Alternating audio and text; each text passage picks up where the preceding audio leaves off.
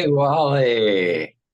Hey, Just unmute Scott. just unmute your thing, buddy. Oh, yeah, we're in. We're in. We're golden. Oh, you in? We're in. What's going on? Well, I'm not real good at that. I'm not real good at that Oh, Christ, you are. technical. I got in, right? So I can't be that bad. Oh, there you go. Exactly. Yeah. How are you Yeah. doing, guys? Not bad. How are Good. you, man? Well, I'm doing fine. I'm so glad to come on your show. I really am because, uh, you know, I haven't joined or anything because I'm not, I'm not on Facebooks or anything like that there. But Yeah, I see you got a ton of members. But I've watched every episode that you guys have done. yeah, And you know, a lot of it I've heard, Scott, yeah, but a lot of it yeah, I haven't. A lot of it I haven't, and yeah, it's very interesting. I especially like the young people getting on and yeah, giving their perspective on the sport and kind of when I see that, I kind of see myself a little, you know, yeah. which goes back many moons, Many moons. Many moons, buddy. Many moons. Scott, or I got a question for Kate here. Yeah, go ahead. Yeah. While you guys, uh, we get an hour later, an hour and a half later, whatever it is. Yeah. Um, while I was watching the Red Shores, and I thought, well, let me call the judges to see what I should do with Kate. Oh God. Did, did she, if we find out that she didn't have transportation problems, they want, they want to know if did she throw a shoe or did she break equipment, like, and she had to go back to the paddock, and that's what held it up. So, but they they said in this case, Wally, you're the judge and the jury, so you can Yeah. penalize her or do whatever you want. So I'll give her a pass on this one. I'll give her. Oh, thank God. That's I guess jogging and training after work. I shouldn't do it. I should take my lunch breaks and do it, but I No guess I way. don't really have time. So I Yeah. have I have a couple horses in the barn. Well, I have four horses. And then my daughter has two mini ponies that she's been racing. So it's Yeah. it's been chaos the last little bit, that's for sure. Well, the Have you horses come seen? first, Kate. Have you, I have know. you, That's what Yeah, I say. My horses horses come always first. come first. They've always come first in my family and the family I grew up in, and sorry about the rest of your luck because that's just the way it is. I agree. Yep. Yeah. Pick your friends, but you can't pick your family, right? Well, my mom always said, she said this when we were young. She said, you're not allowed to get married or, have your wedding or a funeral on a race day because you'll be there by yourself. Yeah. That's true. Yep. That's very true. Absolutely. Yeah. Yeah. So So yeah, no, you guys have done a tremendous job on here. Like I said, I can't remember. I know you said, I think you had 30 already, right? Is it? this is 31 tonight. Yeah. Yeah. And, each and every one was good. Let me just turn that TV down. I'll come right back. Let me turn the Oh TV. yeah, go ahead, bud.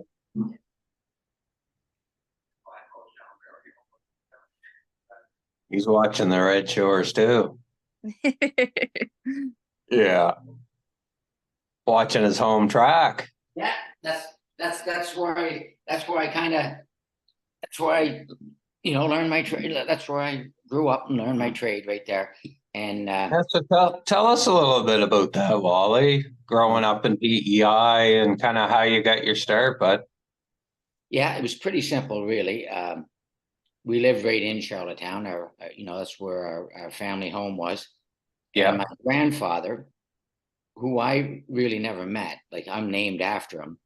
Yeah. Uh, he was quite I guess an entrepreneur back in the day, Yeah. and he had a love for harness racing, and growing up in Charlottetown, as you guys know, I think you do anyway. It's over 100 years there, right, or more? Oh yeah. I know, Yep. yeah. So through him getting involved spending all his money on horses, Yeah. making money on other businesses and spending it all on the horses. And then Horses. it was pretty simple. From my father was the only boy, so Yeah. it was easy for him to, become involved. Yeah. Through that, then along come 9 of us, 5 boys, 4 girls, and Yeah.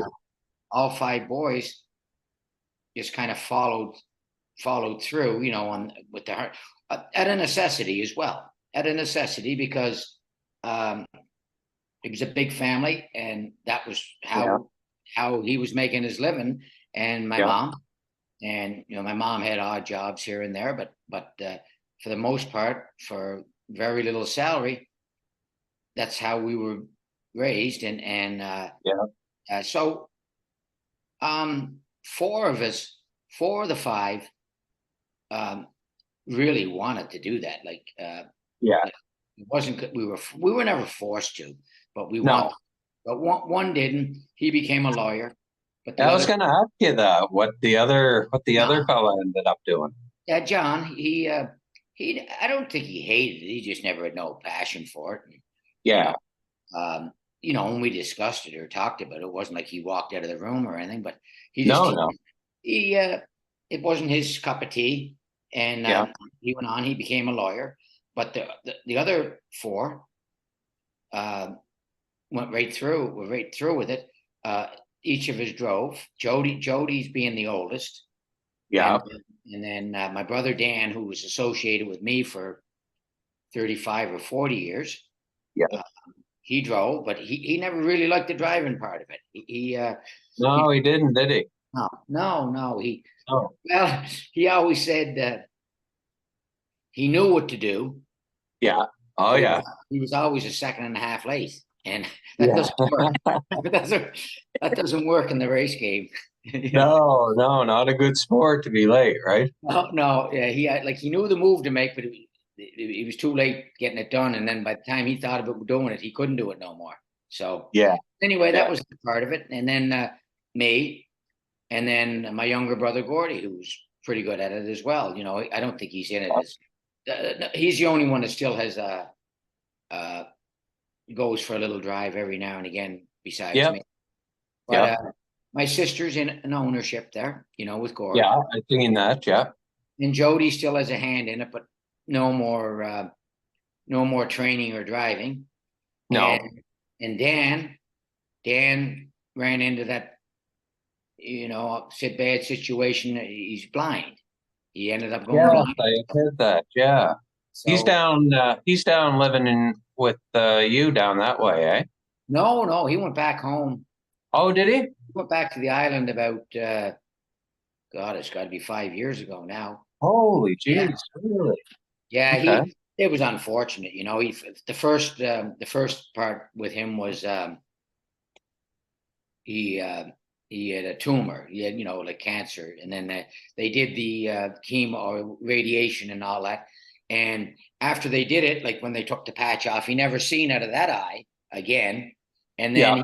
he went like maybe 6, 8, 10 years, with a perfect other eye, and then he Yeah. had a completely detached retina, which isn't a Yeah. big thing today. And they attach them now like they're brushing their teeth. But Yeah. he had Yeah. complication after complication, and bingo. Next Yeah. thing, it was a slow process. It took about 5 years or so for him to go completely blind. Yeah. But he gets along great home. Yeah. He loved the horses. He still has, goes to the races and stuff. But there's nothing they can Yeah. really, use. No, I mean he gets the benefit of listening to one of the best announcers with Dan. So Yeah, yeah. We'll get on that subject a little too, uh, yeah. because we might as well get on it right now. Yeah, Uh, sure. uh, you announced a little, Scott. Like I I don't. did, yeah. You announced when I was still out. Like that was in '85, I think, or so when I left, or '86. I don't know. Yeah, I would have been a little bit after that, Wally, after like Ingham got me involved probably in the late 80s Yeah, and got me doing post parades and things like that. And then one day he just kind of said, let's get you doing a race. And I'm like, holy shit, right? And especially doing it in front of him, right? Best The teacher in the dean, world. yeah, like the dean of maritime track announcers right there, right? But About them what a all. guy, what a fabulous guy to learn under, though. I mean, I was so fortunate. There's been a few guys, like even Chris Connor. I don't know if you remember Chris. He got a start. I do remember Chris, yeah. Yeah, he got a start announcing with Ingham too. And Andrew Cromwell's another one who went on to a broadcasting career actually because of Ingham. So, but no, I announced the races for quite a few years. Really enjoyed it. Yeah, it's I took a try at it one time at Pompano. Did you? Well, Oh yes, I've seen a picture of that. little bucket list, and I was great friends with the manager, and he ran the Yeah. track. Gabe Pruitt. Him and I are, just tremendous friends. I'm close as you can get. And Yeah. Pompano was on its last legs, and so he allowed me to announce a race. I drove the starting gate when him and the announcer at Gulfstream Park had they called it the Battle of the Big Mouths when they they did a charity, and they raised over $100,000, like for wow, retired horses on both. incredible. Yeah, thoroughbred and harness. And Yeah. I was a starter. That was part of the deal, that I could be the starter. So yeah. Okay. We got back to the announcing. So when I was a kid, Ed Waters was like, well, I mean, I just thought that, there's nobody better than Ed Waters. And then another very good friend that I grew up with was Boomer Gallant. And he was tremendous. He was, yeah, absolutely. And then Vance, and there is no comparison to Vance. I mean, what can you say? There isn't a comparison, but he's going to hear this, and I know he's not going to like it. But yeah, I'm an Ing the King fan. I know you are. I am too, to be honest with you. Yeah, I mean, I did give the shout out, the boom, when I announced. I did give the boom. Oh, did you? You give the boom, did you? I gave the boom. The boom. We'll have to find that tape sometime and play it. Yeah, it's out there. I don't know where it is. Is it? Okay. Yeah, I don't know where it would be, but it's out there. I made sure it was a short field, like, it had to be a short. I'll tell you, like, I got to give you guys credit, because, like, I guess, I mean, I went up cold as a mackerel. Like, I didn't have no experience doing it. I've heard and listened to a lot of races, but it's not when it comes showtime now. Yeah, I know. You almost get tongue tied. You almost like go a little while where you can't add any lib or follow. That's the thing as an announcer, because you don't know how the race is going to unfold. You think a horse is going to leave, and then they trick you and take back, and somebody you never dreamed was going to take the front, and all of a sudden on the front end, right? So, I was glad I got it off the bucket list anyway. It's gone. I won't announce again. Maybe if Vance ain't too mad at me when I go home and retire, he might let me go up and announce one, but I don't know. He might not. He might be upset with me because I'm an Ing fan, No, I don't think he'd hold that against you. I think he held Ingham in quite high regard too, man. Yeah. I think he's I've been all over the world, and I don't think there's any better. That was my own opinion. That's just. Yep, exactly. I'm very happy with you guys that you're doing this. I know that I don't know how he's come up with this this crazy idea. No, I don't think it's great. Well, I can tell you this. I can tell you, I know it's a lot of work, and and you guys are, you get sponsorships, and you're doing it for the love of the game and the passion and the love you have for the racing game, and I still see, like, after 3 months, I don't see a slide. So, I don't, but it's very good, and I think I could be wrong, but like you said, you had like 3,000 or 4,000 people, become members or not, whatever, like was joined in on the show, or what is that? Well, we've got 4,000 plus people on our Facebook page. I know you don't do Facebook, No.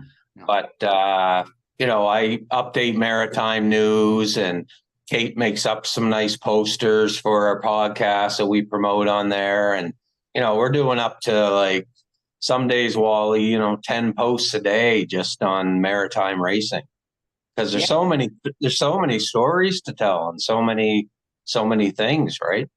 Yeah. Every day is a new story. Yeah. Well, the fact of the matter is there's not many Wallies around my age still competing, so the racing game's still going.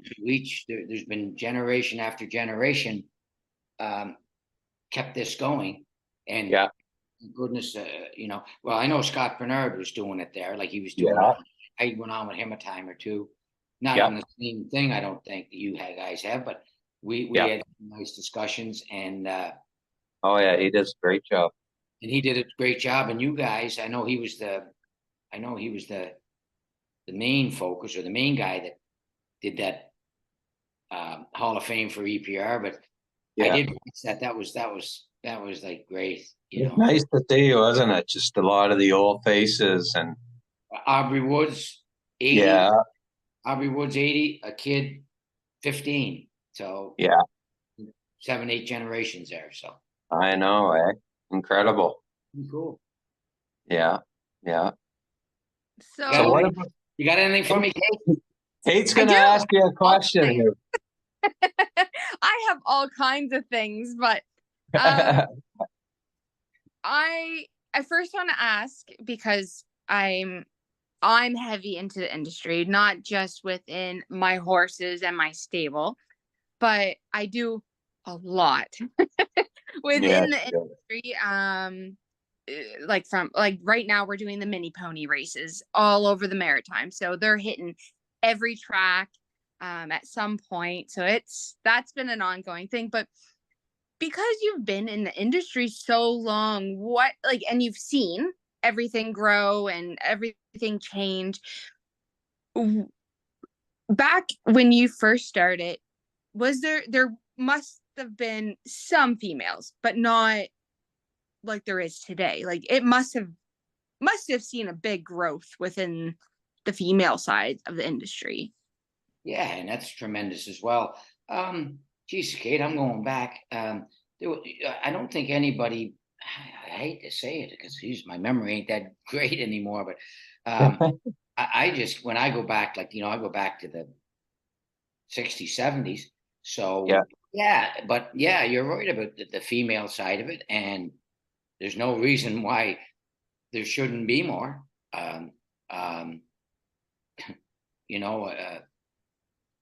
Male, female. B. Farber, I guess you can go back to her way back in the 70s or 80s. She was leading driver. So, oh wow! It's not like it can't be done; it's been done. Yeah, exactly.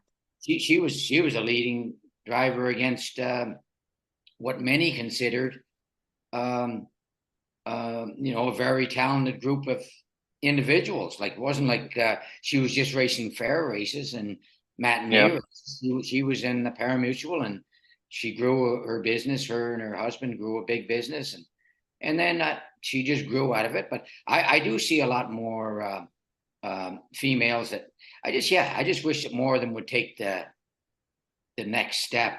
I think the drive. yeah. Well, what happens is I think they get to a certain point, and it is intimidating. Believe me, it's intimidating for me to this day. It's dangerous. It's very dangerous. It is a dangerous sport. Very dangerous, and it's not all about the finished product either. There's a lot goes with it. So it is very intimidating. But you have one of the greatest that I ever drove, female, that not that I seen her that much, but I know her statistics speak for themselves. It's Claire McDonald there, and then on and on you could go. I just can't come up with names like right now. but I know Claire home and the McPhee girl, Amber, she loves it. Yeah. Tammy McKay loves it. Yeah. Tammy still drives once in a while. Yeah, yeah. I kind of watched Tam there a couple of times in the island. I pre-raced her a little, but I think I pre-raced her too much. Yeah. I don't think you gotta. I don't think you have to gear Tammy up too much, like to get her, Oh no. like to get her a little more aggressive. And we might have been out, like I don't know, the night before or something. A bunch of us. Yeah. And she was driving the next day, and I says, "Now, Tam, I'm only here for a couple of days now." I said, "You got to put on a little show for me here." I said, "I don't want to see you going to the back. I want to see you leave out of there. You know, kind of be aggressive." Yeah. I think I had her a little touch too aggressive. I think she was a little too. Is that right? She does good, but it was bred right into her as well. So, Oh yeah. But how then did you come in, Kate? Where did you come into this picture? Where you are the love or the passion for the I stand-up? I'm good not question, a Wally. generation. Like I'm the first generation for me because my family, I'm from a split family. So my mom's side has no idea what harness racing really is. She's on the side or she's watching like my horses go and stuff, or me and my amateur races, and she's like, "You're crazy for going out there and doing it." My dad, he's had a couple, shares in horses. My stepmom, her side of the family really was into it. So like Tom Green, Kenny Green, and them from Kennecook. And then I just jumped into it when I moved to Truro, and I loved it because I've always loved horses. I've always been involved in horses. But the older I get, and I know this sounds so backwards, but the older I get, the more competitive and the more drive I want to be out on that track. So the past couple of years, I've been really diving into like the training side and, wanting to get in the bike and doing the amateur races and even hosting them so I can go in them and stuff. So Amber, I look up to Amber Campbell, like tremendous. Like she is like, I don't want to say like God to me, but she's a Yeah. star in my eye because I see her every, almost every race card in Charlottetown hitting the track with very, very competitive male drivers, and she Yeah. holds her own. And it's like, I want to be next to you. Like, I would love, and that would be like, and I keep telling her, I'm like, that's my dream. I want, if it means I only race once, I want to be next to you on that gate. And I want to be able to say, I competed against Amber Campbell. Like, so Yeah. that's my goal. My dream is to become a driver. And will it happen? I hope, but Sure, Ken. I believe from what I see, like from what I've seen, I haven't seen you on the track, but I think your goal is going to get accomplished. I can't see why it shouldn't. I mean, if you No. have horses and you own them or whatever, I don't. Like, yeah, we you- have. Do you have I a believe- license yet? Do you have your license to drive yet? Do you have? Not yet. That I want to go for my trainers, and then I was like, I'm game for my drivers. And I said for the longest time, because I know like we have, what is it? There's 3 Nova Scotia female drivers now because we have Monica Sutherland that just jumped in. I'm like, Yeah. I want to be the fourth. Like, I want to be one of, like, I want to be in that club. Like, I want to be one of those ones to say, I am one of the female drivers in Nova Scotia. Yeah. And I've put the work and I've put the effort into being one. Go And for it. Just keep digging. Keep digging. You never know what'll happen. well, Yeah. that's it. Every day after work, like my boyfriend Andrew Campbell, he's a driver and he's a trainer, and we have our own stock, ones that we have, we've bred. So I usually get the, here, you go and jog today, here, you go train this one, and I'm like, Yeah. perfect, so excited. love it. And he's Yeah. like, why do you get so excited over just, I'm like, because that's my getaway from everything. Once I hit that track, Yeah. nothing in the world matters but me and that horse out on that track. Yeah. And I just love it. So it's just, yeah, it's a goal, and it's there and I can see it. I just need to take those steps to get it. So Well, if I was a judge, I'd pass you. I'd give you. So I can see it in you. So just keep digging and keep going for it, because it's not. Listen, if you've been out there and you've been jogging, training, the only way you can get any better at driving is, of course, to start. Everybody got to start somewhere. And believe me, you're talking to a guy here that had an education in harness racing all the way up. I wasn't that great in school, but I was going to school. I was going to harness racing school. I never ever paid in class, but I had a great education before I ever started driving. And believe me, you're talking to a guy that was horrible when he started out. Like, I thought I knew everything, and I knew nothing. And if anybody should have quit, I should have quit. It was almost an embarrassment, really. But I knew. I said, God, I can't be that bad. I mean, something's got to turn here somewhere. And I don't know, a switch went off one day. Like, I guess I remember when my dad said to me, one thing he said to me, well, I'm going back to the 210 miles, right? Or the 215 miles. And he come to me, and my dad didn't say much. I learned from just watching. But he did say to me, and I was kind of thinking I was embarrassing him, and the family. And I was more worried about that than I was myself. But anyway, long story short, I screwed up again. Natural, I screwed up. And I come off the track, and he said, "What's wrong with you?" And I said, I wish I knew. I said, I wish I could tell you. Well, he said, I'm just going to tell you. Now, this was back in the 2-minute days, right? Not 49 or 50s. He said, "You're out there for like 2 minutes and 10 seconds in a race. Can you please stay awake for that long? Just stay awake." When he kind of said that to me, I thought, that shouldn't be that hard to do. And I don't know that I don't think that made me a better driver, but it gave me a thought. I said, you know what? Maybe I am. I'm not paying attention, which I wasn't. I thought I was. So you must remember your first win, Wally. Who was it with? Yeah. It was. It was 50 years ago this year. Wow. 50 years. 1974. In the fall. I think it was September. You couldn't get your license till you were 18 back then. So my dad had a big stable, and my older brother Jody they were both tremendous. And so there wasn't a big opportunity for me to kind of get out there much.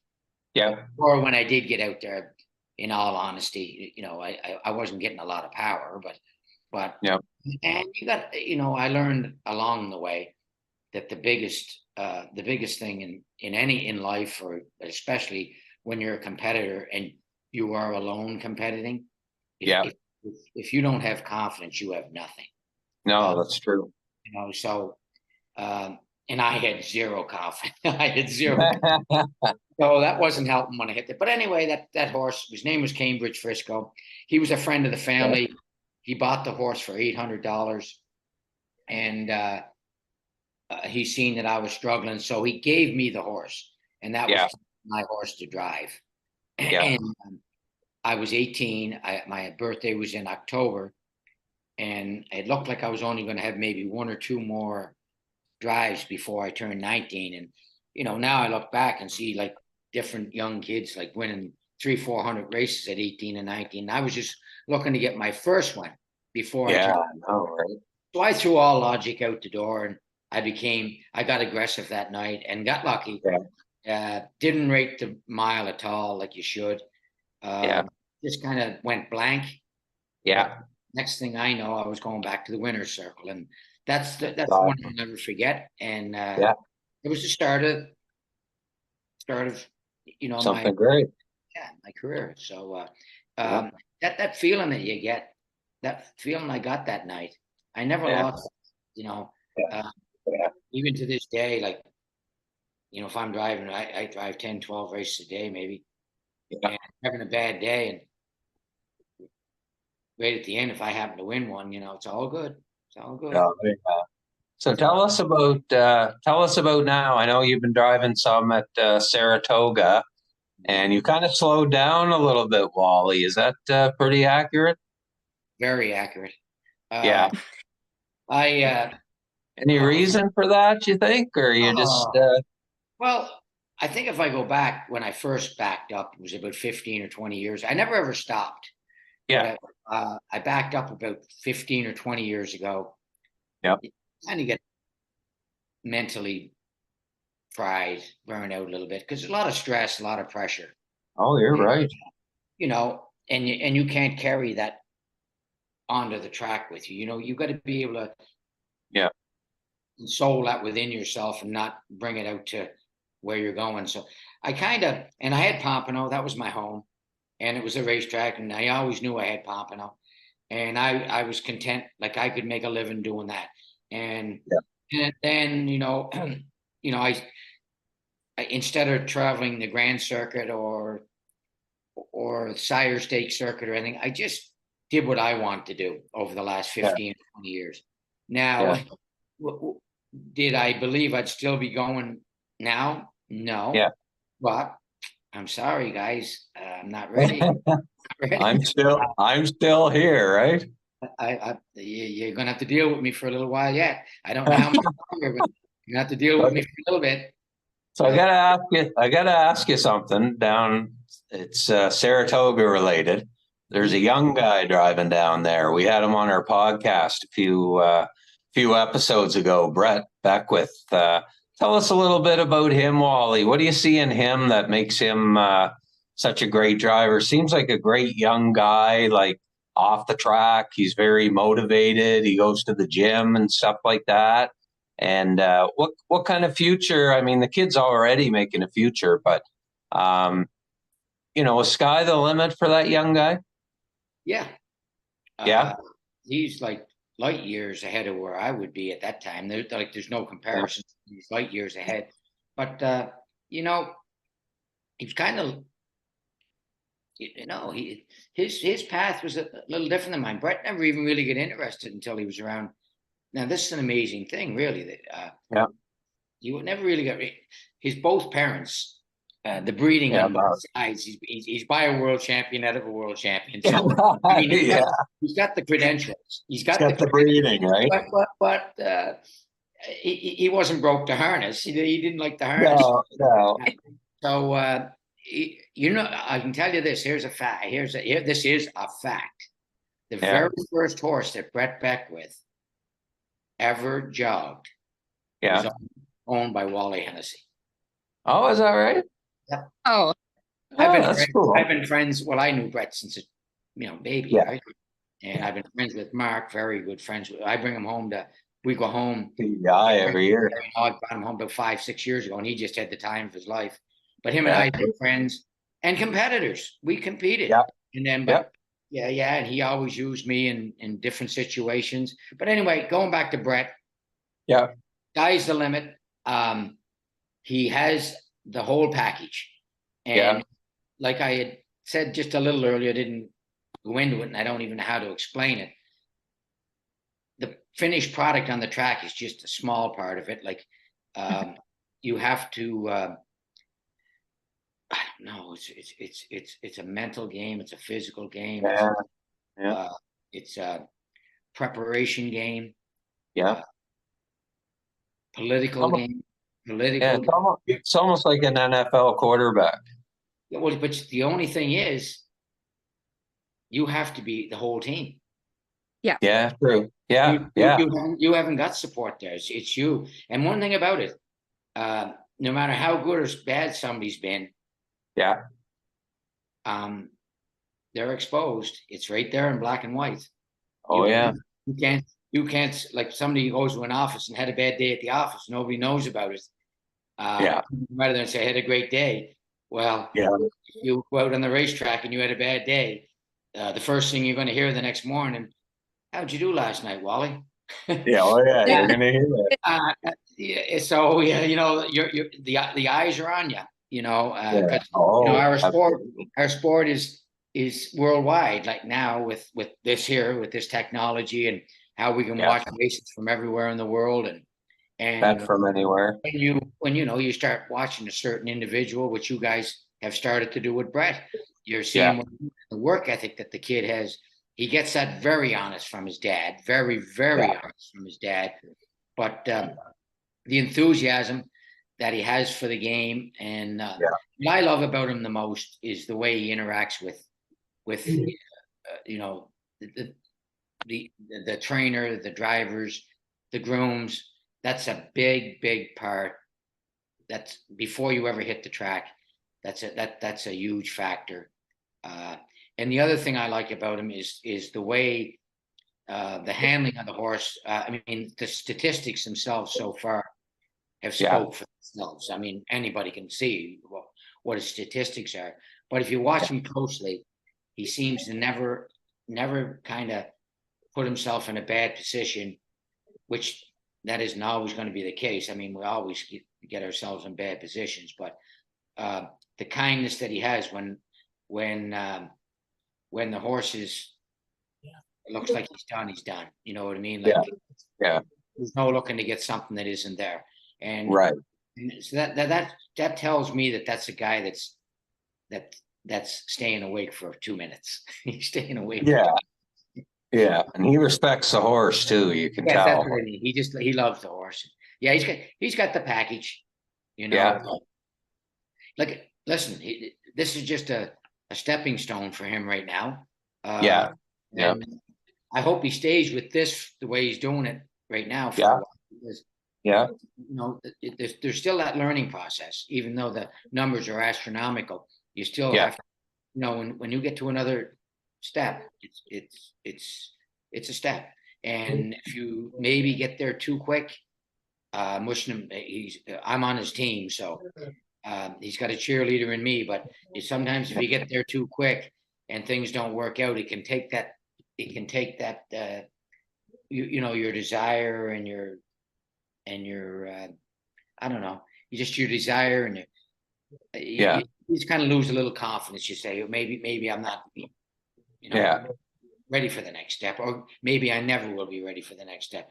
My opinion, he's ready. He's ready whenever he wants to be, but I'm not going to tell Brett Beckwith what to do. He's gonna have to figure it out on his own. I do hit him up the odd time for a free meal. He doesn't come up. He's not good at doing that. He's not. Oh no. He's not good at that. Yeah, I've been trying to teach him that one, but he hasn't. I can't get him into that one yet. Yeah. So speaking of young drivers, we've got a few new ones, and you know, even other drivers in Maritimes.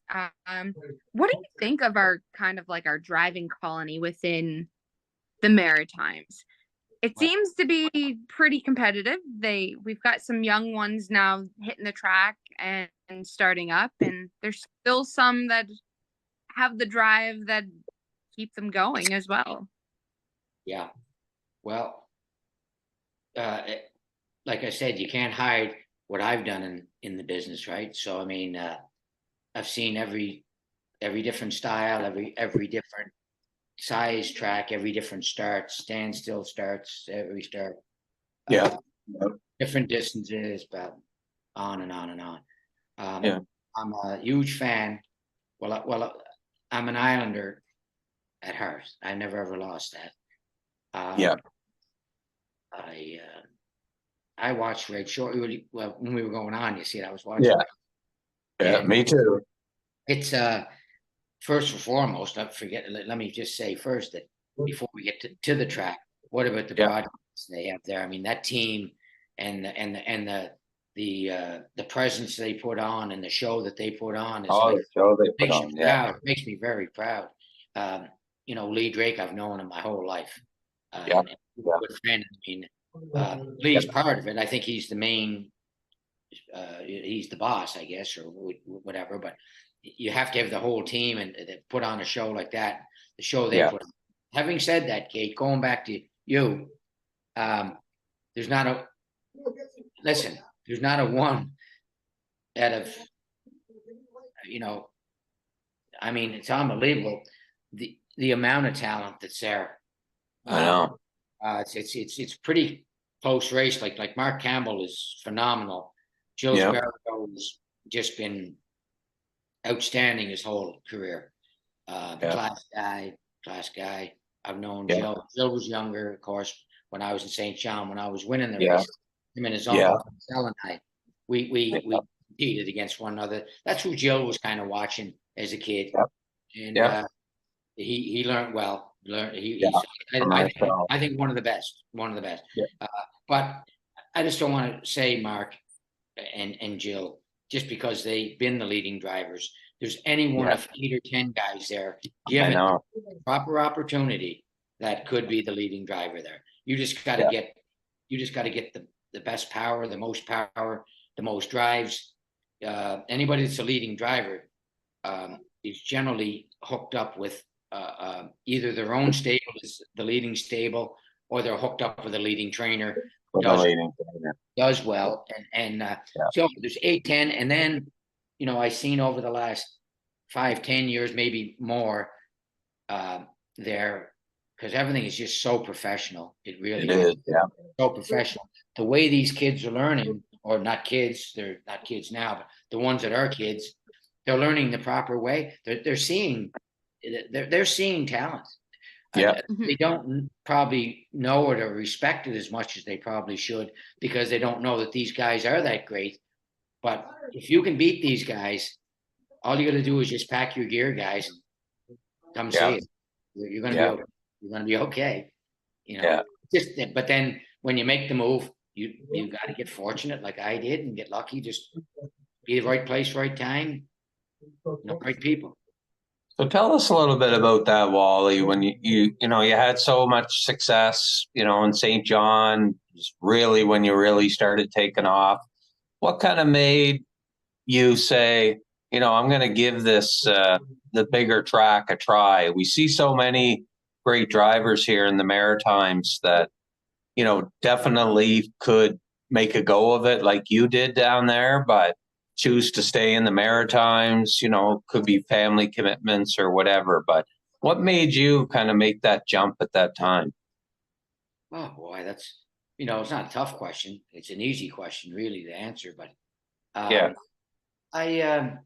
well, if you looked before me, like the people that left that track, the Williams, Callie Rankin, Marcel Barrio, these guys. Steve Mahar.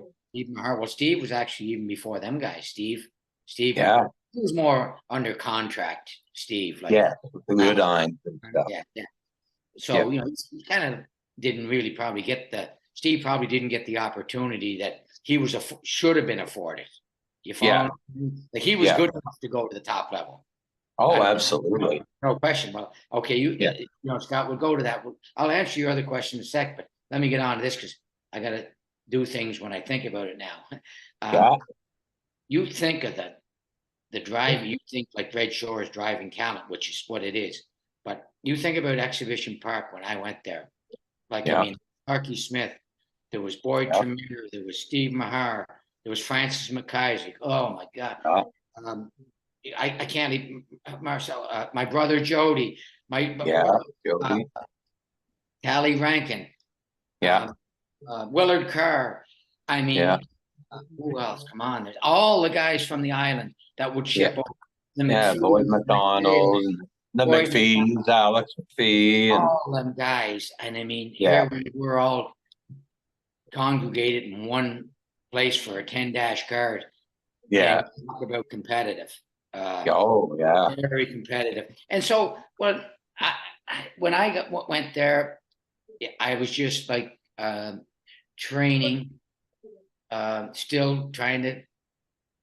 I still didn't give up. I still 20, I think, around there, and I still hadn't given up on Kate. I never gave up on my dream. So I said, well, PEI is no good for me. My dad's driving, my older brother's driving. The chance of me getting any stock to drive or doing any good is probably none. So when I went, I had friends the Whalens that got me a job, and then that hooked on with another guy from Prince Edward Island, and he had the best horse there. Do you remember him, Scott? Another Macca. Oh, first horse I ever sat behind. I sat on the side of the jog cart with Wally McGinnis. Yeah, well, I ended up with that horse. The kid. And Yeah, but what I a nice horse. wasn't able to drive him because Yeah. Francis always drove him. Like Yeah. I had the owners, what was it? The stipulation was I have these horses when Francis couldn't drive them, which he couldn't drive them Right. because he has such a big stable. I know he did. I was the driver. And it Yeah. just kind of went from there. Now you got to understand, I am getting in the seat Yeah, after Francis McIsaac. I know. So he's the leading driver. So Yeah. I got a mitt full of wins, and Yeah. I'm gonna try to, come close to what he was doing. Yeah. And this got a little lucky. Well, by 82, I got real lucky. I was the leading driver. Yeah. Yeah, exactly. And then that was the time when them guys were all there. That was a lot of talent. And then I Yeah. seen them guys depart and do well. And Yeah.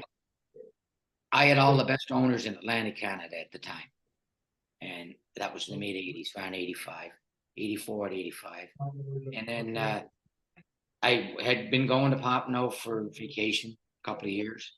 And I always, another dream, just to be able to drive a horse at Pompano Park one time. Yeah. We discussed it. The owners and I, my brother Dan was with me, and they gave me the green light. Let's go down for the winter. It was 85, 86, I think. And so anyway, down we went and found out again. Boy, mistake, Wall. The horses I brought with me, they did not fit there. They just weren't good enough. Yeah. But right place, right time. And then here we are, like whatever amount, 40 years later now, I guess. 40 years. Because you were driving against guys like Bruce Ranger and all that early on when your early years in Florida, I think too. The first year I went there was the strongest driving colony ever at Pompano Park. Yeah. We're all my generation or just a generation above. Yeah. Or maybe just a little generation below. But it was strong. It was as strong a drive. The only big name drivers that probably weren't there at the time was Campbell and O'Donnell, LaChance, because they stayed at the Midlands. But like all leading drivers from every other racetrack, we only raced 5-6 months then, so everybody wanted to go down for the winter.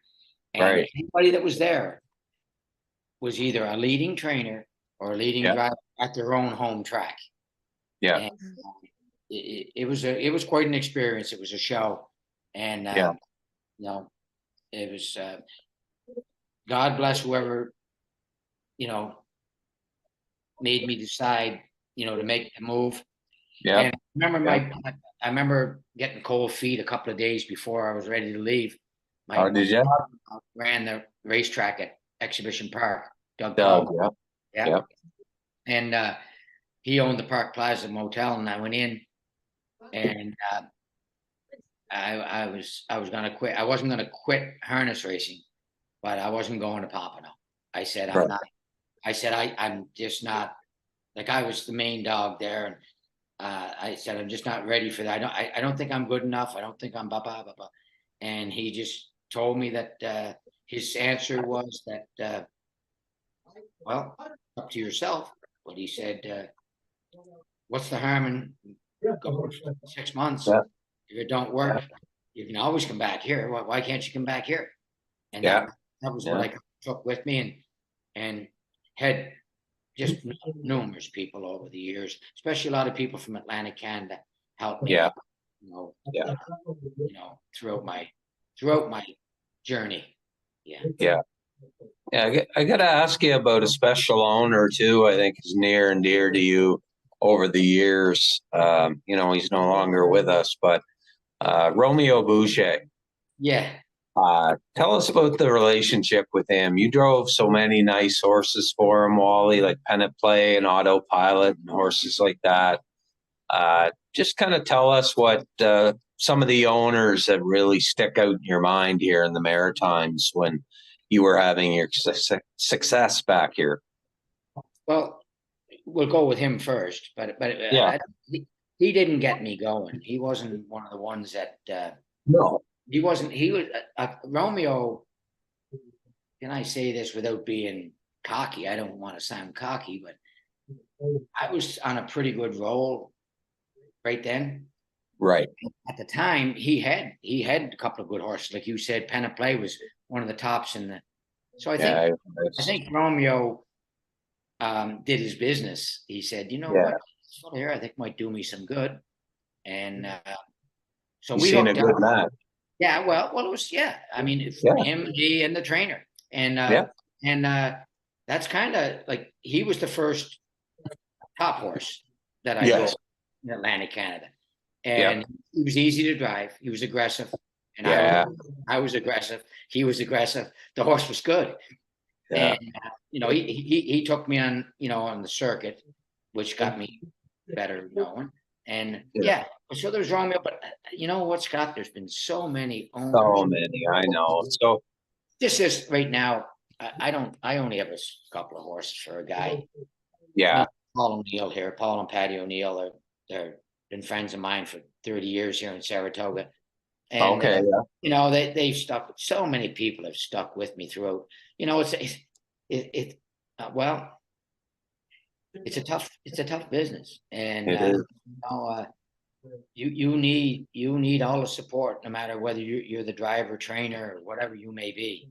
You need support from all parts of the industry to have longevity. I mean, people didn't stop driving. Top drivers didn't stop driving. Yeah. They wanted to. No, exactly. Driving because they weren't getting the opportunities anymore.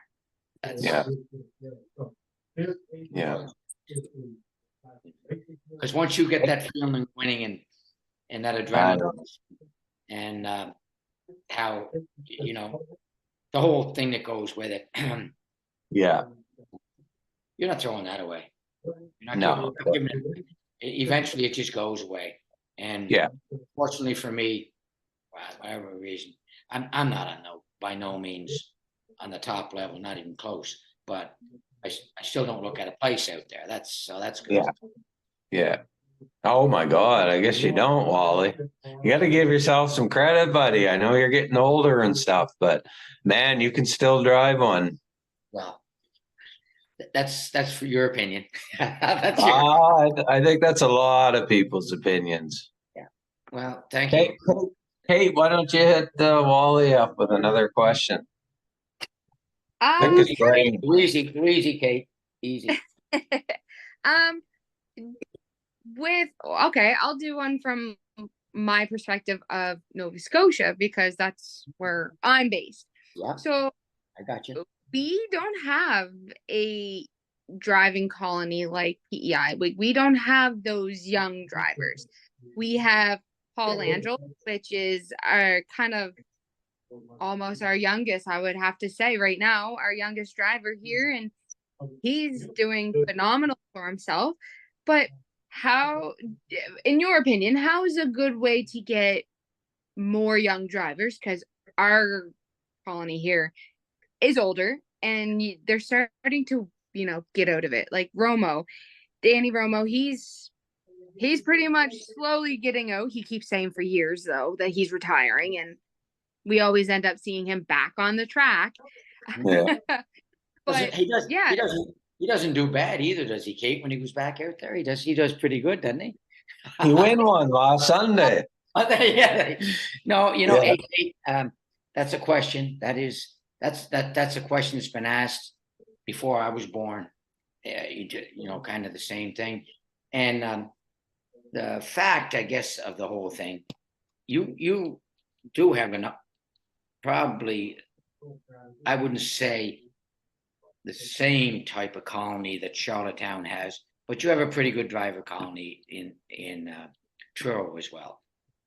Matters not where you are, Kate. It's where you can do and where you can compete and where you can make a living. Because quite honestly, this is a very expensive sport today. Sure And is. all the best, all went to the one place. There can only be one top. There can't be 10 tops. There can, so like that, and that be the case, we'll say at Red Shores. There can be only one person on top.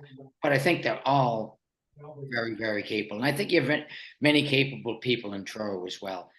The biggest, it's not, you'll get the young blood. What we need is the ownership part of the game to be able to support the young blood to get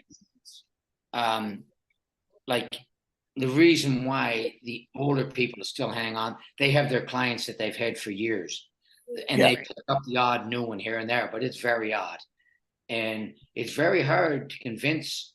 And now I've seen you guys talk about this on the show about these fractional ownerships. That's a great thing because people don't have to absorb as much of the cost. But the biggest thing is not how do we get them. The first thing you have to do, you have to get the ownership to get the horse to get there. You don't have a population over there that can afford to have a capable or a tremendous driver just standing around watching because he isn't getting an opportunity to do it. So if we started from the ownership brings horses, which makes the horse population bigger. How we do that today?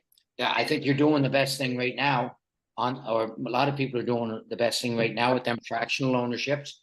And I think the little mini races you guys are mini races, bringing in not just the kids, but the kids' families, the kids' friends, all the above.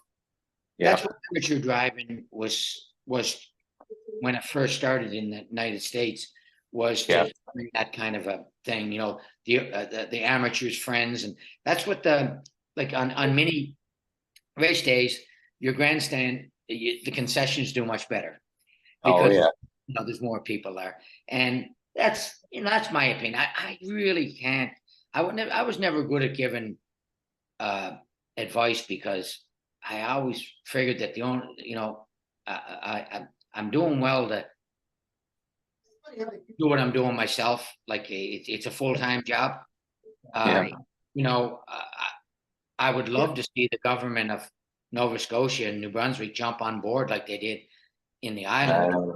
Like we guys, if they're listening, whoever's there, in the provinces, just look at what's happening on Prince Edward Island. It's working. It's working. The money isn't being wasted, guys. It's going back into the economy. It's giving people lives. It's selling trucks. It's exactly. It's an investment. It's not like the money's being absorbed by 2, 3, or 5 certain individuals. So if the governments of them provinces, I think Nova Scotia is trying so hard, Kate. I see it there, like the different things they're trying, and I think it's tremendous. You're going to get good crowds for all these different activities and things you're putting on, like the Sackville race and the mini races, and all of the above, the Claire McDonald promotions. I think they all work. Everything works. But the fact of the matter is, we don't work on the attendance. We work on how much money's being gambled, and we have to show the government that be it. And I think Charlottetown's starting. They're not slowly, but better than slow, quickly building a better simulcast and showing that there is interest in this sport. Our live audience is never going to be the same. Never. It's not, like people aren't going to the racetrack. That's just bottom line. They're not going. They don't have to. They can sit home. They don't have to be there. They'll bet 10 different racetracks. The big gambler, he's not going to a racetrack. He's sitting home betting 10, 12 tracks. He's doing all the above. So I'm not real good on advice. about. Come on, you sell No, really, yourself short too I'm much, not- Wally. it's just a fact. What we need is owners. Yeah, Right. In Yeah. the standardbred industry, we have tracks. Yeah, they're closing. I lost my best friend. Listen, I'm not over it yet. Yeah. Pompano, my life. Pompano, I I don't know. care what the rest of my career was. I have Yeah. care less. Pompano Yeah. Park was my Near heartbeat. and dear. And, Yeah. and I'm better today than I was a couple of years ago when it closed. But Yeah. I'm still grieving. I mean, it's Yeah. just it's not coming back. No. It's me worrying about it or thinking that it is because it's not coming back. Yeah. You know, it was a surreal feeling that last night. Just everything the way it went out. And I think it was the fourth or fifth highest handle we ever had. And actually, a fact that a lot of people don't know, the night Yeah. before, son of a gun, didn't they hit the pick five, the last race for it was like a $200,000 or $300,000 carryover. Had Wow. they carried in to the final night, they Yeah. would have like bet 4 million. You know, Yeah. but okay, and having said that, like I know I can't keep you on here all night, but having No, said no. Gabe Pruitt was the heartbeat there. I mean, Yeah. he did this track. He was hired. Now here's who he was hired by. In Atlantic Canada, Brett Revington was. Brett Revington. And he hired Gabe Pruitt, the best hire he was ever made in harness racing. Yeah. Gabe Pruitt took a racetrack that was betting $60,000 a night. I think the last year that we raced, we had over 20 or $25 million handles. Yeah. So Wow. it can be done. Incredible. It can be done.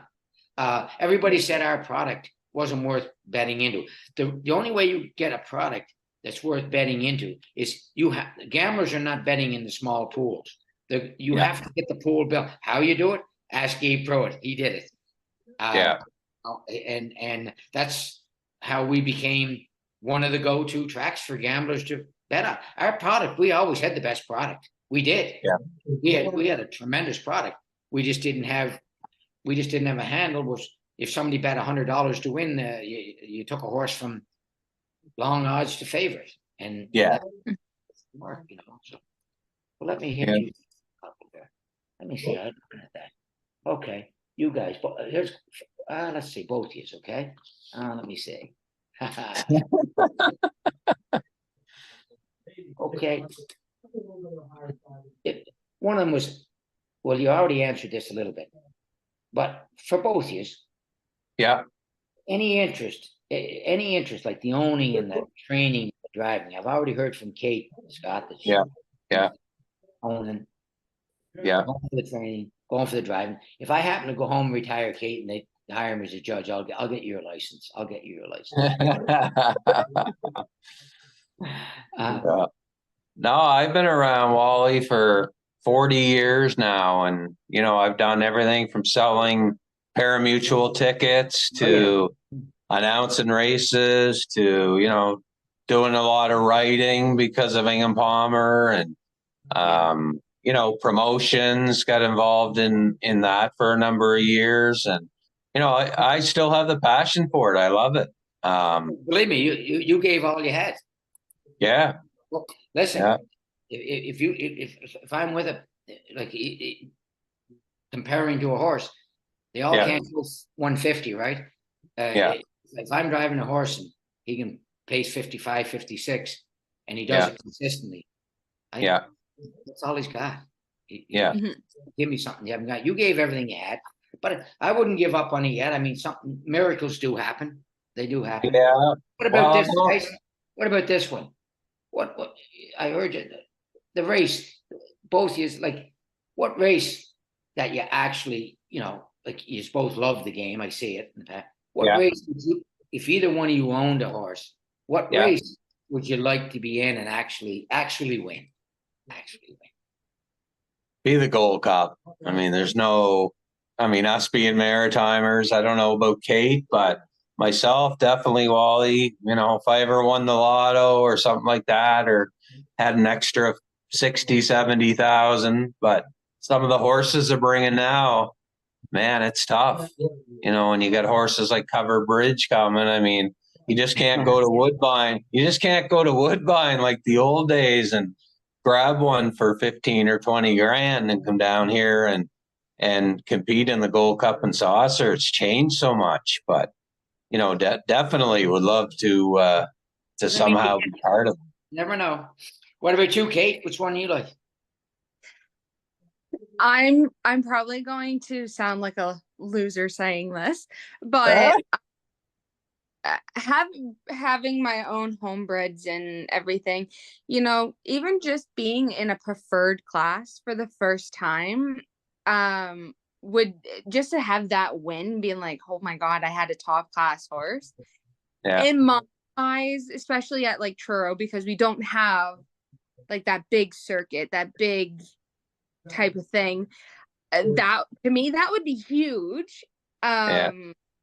And I can say, like, for experience, I had a racehorse, Prince Adam, and he was, everyone knew him as the killer, and he was not the nicest horse, but my goal was, before he retired, it was to win.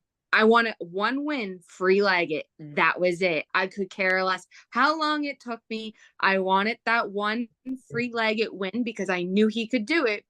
But the older he got, obviously he wasn't 100% sound. But I'm telling you, it was just like I won the Gold Cup and Saucer when he won free leg it. And I'm pretty sure he only went in 2-2. But that to me was like the worst, because it was a goal. It was a dream that I accomplished. So I think an awesome story, Dave.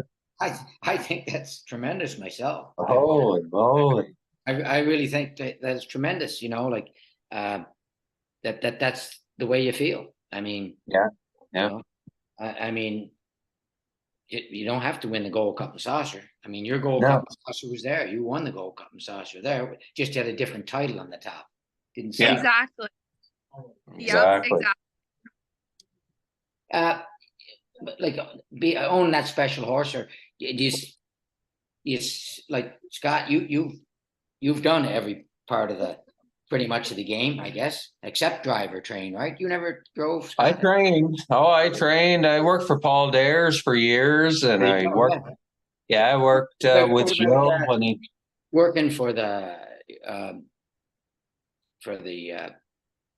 Race Day Live or stuff like that. Do you ever that's something maybe down the line too? You know, I would love to do that. I've done it a little bit for Horse Racing New Brunswick for the last few years, and just recently I got out of it because I have a granddaughter that lives in Moncton, an hour and a half up the road. So I didn't want to, as much as I love horse racing, Wally, I had to make a decision because, you know, race days fall on Saturdays, and it was just too hard to commit when you got, you know, a new granddaughter in your life, and she's almost 3 years old now. So I've kind of given it up as far as working physically at the track, but you know, even if I'm somewhere and I can watch the races and throw up a quick post or something like that, but I'd love to work in racing full time. I mean, I worked in the race office at Exhibition Park for a couple of years, and that was probably the best 2 years of my life was working in the race office. You know, you meet so many people, you hear so many stories, and it's just something that I look back on that, you know, I'd love to do something like that again. Yeah, no, that's great. Like I said, that's up, and that's going back to, you know, the other part about the harness racing is the dedication. You gotta, like my life has been just solely to, I mean, nights, weekends, holidays. Part of the business. And I can tell you this, as being in the business, you can take the holidays off, you can take the weekends off, but you'll pick the sheet up in another couple of weeks and your name won't be on it. So you better show up on holidays, and you better show up on weekends, and you better show up on rainy days, and, you know, or you won't have to worry about showing up. That's part of that's part of what it is. Like, I mean, you have to be fully dedicated, right? Right into the whole thing. It just doesn't, you know, to succeed in this. Well, first, you got to learn how to win. You got to learn how to lose. Yeah, You absolutely. got to learn how to accept both. You Yeah, never get too high, never get too low. no, you got to leave the losses behind too, Wally, and look ahead. Oh, for sure. Yeah. Yeah. You gotta work hard. You gotta have a real short memory. I mean, you gotta come off the next night. I drove this one all over the track. I hope that guy stays away from me for a while. I don't want to see him for a little bit. I drove him, but you gotta have a short memory, and you gotta have integrity by a million miles. You gotta have that, but you gotta have the ability. That's it. Yeah. That's what it takes. So will you do this again with us sometime? Yeah, like I mean, this I mean, stuff to me. I could do like 2 or 3 podcasts with you, Wally. I mean, there's so many things to ask about. We could sit here till midnight tonight and talk about, just some of the highlights of your career, like Moneymaker and just your Gold Cup and Saucer win. I mean, there's so much to talk about.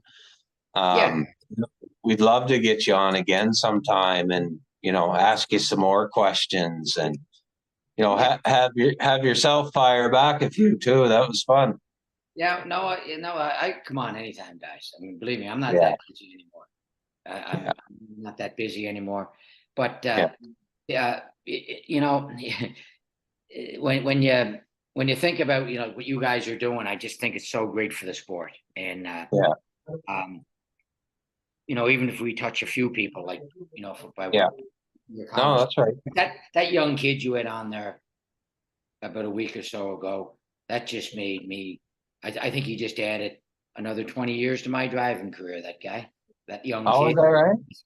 Because he was so inspired by harness racing and Justin Turnbull. Yeah, he was just so. I was just looking at him and thinking to myself, come on, Wally. You can get back to that thinking again. You can get back there, But no, he's got quite the stories. He's got Bulldog Hanover's shoes, and man, that kid's done a lot for just getting involved in the sport, and just a young kid from Nova Scotia. But man, he burns with passion. Yeah. But everybody had on, believe me, it's all good. Yeah, I do know you're getting a couple of others on here. Doc Moore. Doc Moore is on Sunday. He's okay. He's gonna call it like it is. That's right. But the Magic Man. Yes, I heard. If he says anything about me, delete. Just delete, because one story about the Magic Man was he came to Pompano one winter. He had. By then, he had pretty much retired from driving, but he still had 3 or 4 horses, and he was great. Like I drove his horses, and he was great. He was one of the greatest of all time. Oh my God! But anyway, I had hit a milestone that winter. I don't know which one it was, but it was a milestone, and we had a little thing back at the stables. Yeah, and everybody was coming, congratulating me on the milestone, and he was sitting there. We're having a couple of drinks, and he's sitting there. And he said, "What's everybody congratulating you for?" And I said, "Well, I just hit X amount of wins, Yeah.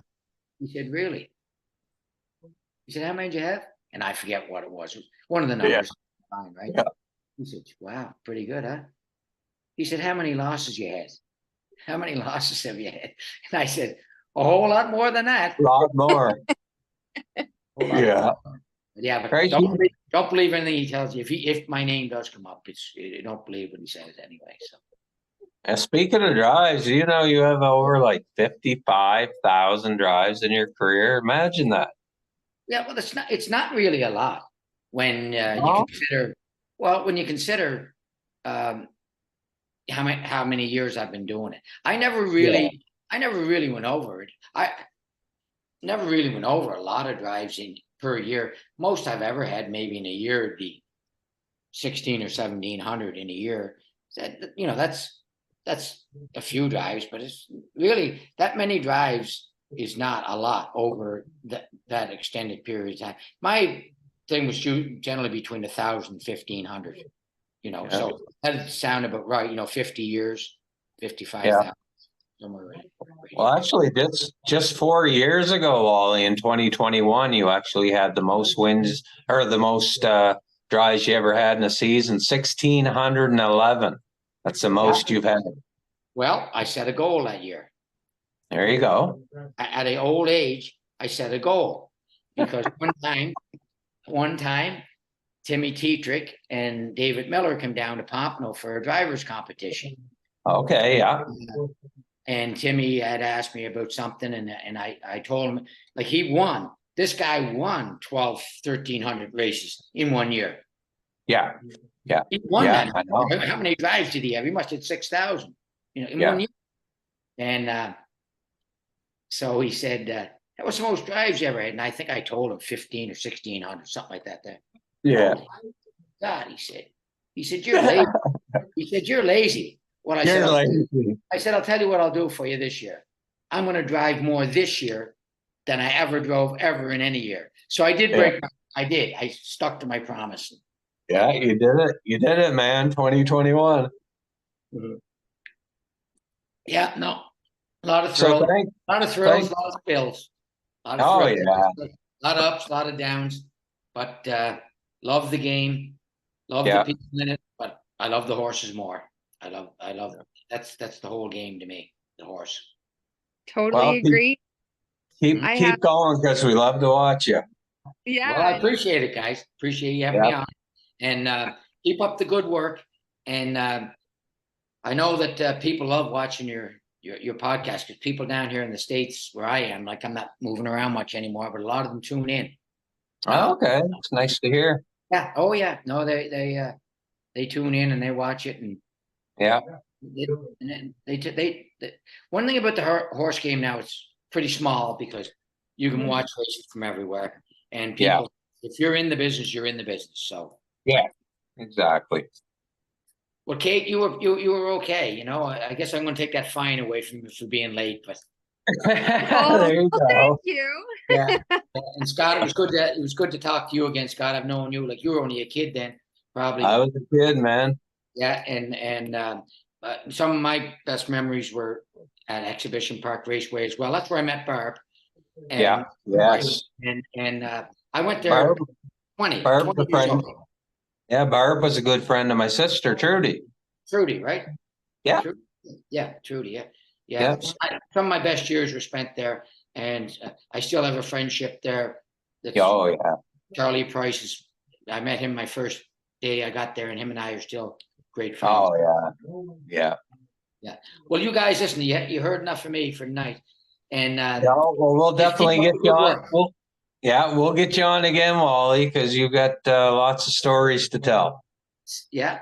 A lot of them I won't tell, but I got more to tell, but a lot of them I won't tell.